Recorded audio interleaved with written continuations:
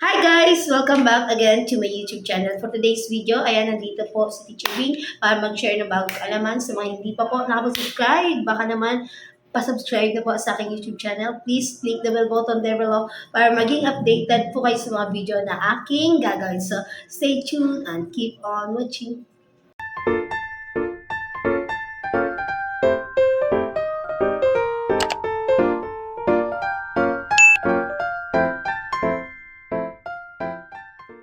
So sa mga magbabalak po na mag-open ng bank account sa RCBC, ayan, all you have to do is magdala po kayo ng 2 valid ID and then electric bill or water bill kung saan doon po nakalagay yung address nyo at yun lang po yung need na dalhin na document para makapag-open po kayo ng account sa RCBC. And then yung maintaining balance po nila is 3,000 pesos at yun nga pag meron kayo 2,000 and then the document, process po nila yon para makapag-open na po kayo ng account. So yun lang, ganun lang po kabilis mag-open ng savings account sa RCBC. Di katulad ng ibang bank dyan, ang dami pa nilang hinihingi na kung ano-ano. Kaya, so yun lang mga lalas, if you have a question, feel free to leave your comment there below. At kung hindi ka pa po nakapag-subscribe sa aking YouTube channel, baka naman, just hit or click the bell button there below para maging updated po kayo sa mga video na aking gagawin. So, thank you for watching. Bye everyone. Mama, God bless us all.